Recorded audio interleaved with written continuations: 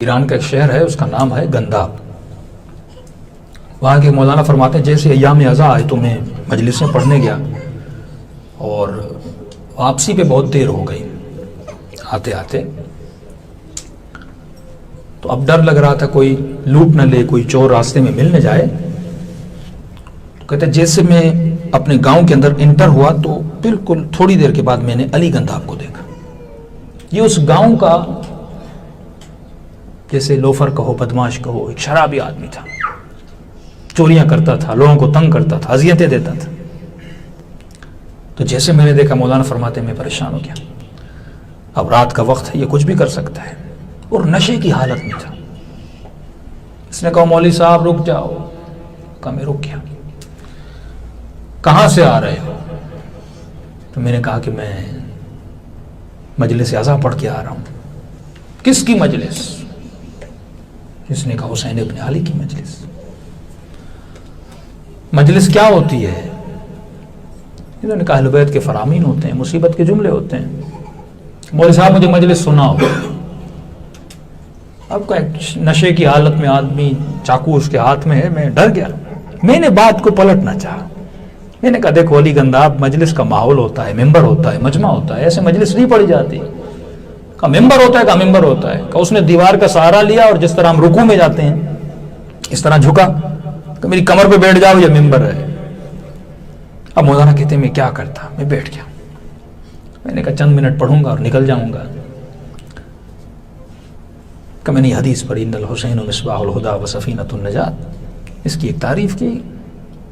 مولوی صاحب مصائب سنا۔ کہتے اچانک میرے ذہن میں آیا کہ جناب علی اصغر کی مصیبت کے تو جملے پڑھوں۔ تو میں نے کہا کہ ہمارے آقا حسین بڑے مظلوم تھے، جواں بیٹا تھا اکبر، اسے مارا گیا۔ بہادر بھائی تھا عباس، اس کے بازو کاٹے گئے۔ قاسم جیسا خوبصورت بھتیجا تھا، اسے مارا گیا۔ میں نے کہا آخر میں حسین کا 6 مہینے کا بچہ تھا، دشمنوں نے اسے بھی نہیں چھوڑا، تیر سے مار دیا۔ کہ بس یہ کہنا تھا تو میں نے دیکھ اس کی کمر پہ بیٹھا تھا، اس کا پورا بدن ایسے کانپنے لگا اور کہنے لگا اتنے مظلوم تھے، بھائی مار دیا، بھتیجا مار دیا، بیٹا 6 مہینے کے بچے کو بھی نہیں چھوڑا۔ کہ یہ کہہ کر کہ مولوی اتر آؤ، میں اترا۔ کہ یہی جملہ دہراتا گیا، اتنے مظلوم تھے، اتنے مظلوم تھے، روتا ہوا آگے بڑھتا چلا گیا۔ مولانا صاحب کہتے 1 دن گزرا، 2 دن گزرا، 3 4 دن یہ مجھے شہر میں نظر نہیں آیا۔ میں نے لوگوں سے پوچھا وہ بدماش سا ایک آدمی تھا علی گنداب، کہاں ہے وہ؟ گھر والوں نے کہا ہمیں بھی نہیں پتا۔ کہ رات کو گھر آیا، پوری رات روتا رہا، صبح کو چند اس نے کپڑے اپنے لیے اور چلا گیا، پتا بھی نہیں کہاں گیا۔ یہ عالم کہتے کئی دنوں مہینوں کے بعد میں نجف گیا۔ نجف جیسے گیا تو وہاں صبح غالب عنایت اللہ اصفہانی بہت بڑے وہاں کے مرجع تھے، اور نجف میں امام علی کے حرم میں نماز پڑھاتے تھے۔ صبح کی نماز کی پہلی صف میں جب میں نماز پڑھنے لگا تو آغا کے بالکل پیچھے جیسے نماز ختم ہوئی تو ایک شخص تھا، اس کی وہ دعا پڑھ رہا تھا اور سجدے میں اس کا عجیب سا گریا۔ تو میں نے غور سے دیکھا یہ آواز، یہ چہرہ جانا پہچانا ہے۔ جب آگے بڑھا تو میں نے دیکھا یہ تو وہی علی گنداب ہے، شہر کا مشہور شرابی اور بدماش۔ کہتا میں اس مجتہد کے پاس گیا، میں نے قبلہ آپ جانتے ہیں اس کو کون ہے؟ یہ ہمارے شہر کا؟ کہ مجھے نہیں پتا یہ کون ہے، لیکن جب سے نجف آیا ہے اس سے بڑا ہم نے عابد نہیں دیکھا۔ کہ اگر اس کی عبادت کو دیکھنا ہے تو مسجد کوفہ چلے جانا۔ رات کے اندھیرا تھا، میں مسجد کوفہ گیا اعمال کرنے کے لیے۔ میں نے دیکھا مسجد کے صحن کے بیچ میں علی گنداب سجدے میں اور آہو بکا رو رو کے کر رہا ہے، پروردگارا اگر تم نے علی گنداب کا یہ گناہ بخش دیا، علی گنداب اپنے دوسرے گناہ کا کیا کرے گا؟ 2 گھنٹہ اپنے ایک گناہ پہ آہو بکا کر کے روتا تھا۔ کمی پریشان۔ لیکن انسان جب بدلتا ہے، اس کے بدلنے کا جو ٹرننگ پوائنٹ ہوتا ہے، اہل بیت دلوں کو دیکھتے اور اس بندے کو کہاں سے اٹھا کے کہاں تک لے گئے۔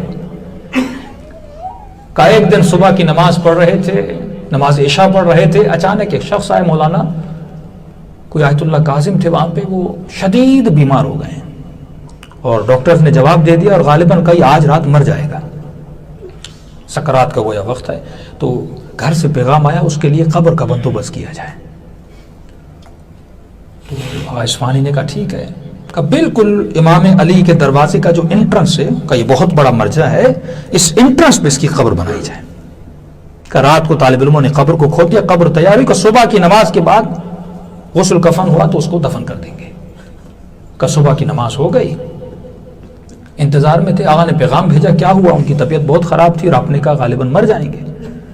قبلہ پتہ نہیں، بالکل ٹھیک ہو گئے ہیں، گویا کبھی بیمار ہوئے ہی نہیں تھے۔ اب یہ سوچ رہے تھے جو قبر کھودی اس کا کیا کیا جائے، اتنے میں ایک شخص دوڑا آیا کہ قبلہ کئی دیر گزر گئی، علی گنداب سجدے سے سر نہیں اٹھا رہا۔ آقا اصفہانی آگے بڑھے، آواز دے کے علی اٹھو اٹھو، لیکن دیکھا نہیں، سر یہاں پلٹا اور روح پرواز کر کے چلی گئی۔ اس وقت آقا اصفہانی نے یہ جملہ کہا علی نے اپنے علی کے لیے قبر کھدوائی تھی۔ کہاں جون، کہاں حر، کہاں جناب زہیر، کہاں وہب، لیکن آج جب جب کربلا جاتے ہو، یہاں پہ حبیب کو سلام دیتے ہو، حسین کے قدموں میں جون دفن ہوا پڑا ہے۔ فیضان محترم، یہاں دیر نہیں ہے کسی چیز کی۔ فرمایا خدا کسی کو جہنم میں ڈالنا چاہتا ہی نہیں ہے، اگر جہنم میں ڈالنا چاہتا تو وہ یہ نہ کہتا اگر ایک نیکی کرو گے تو 10 لکھوں گا، برائی کرو گے تو 1 لکھوں گا۔ اگر وہ جہنم میں ڈالنا چاہتا تو یہ نہ کہتا ایک مرتبہ خلوص دل سے دعا کرو میں تجھے بخش دوں۔ اگر وہ جہنم میں ڈالنا چاہتا تو علماء عرفا فرماتے وہ کبھی سیدہ کو خلق ہی نہ کرتا۔ وجود سیدہ ضامن ہے کہ وہ جنت میں بھیجنا چاہتا ہے۔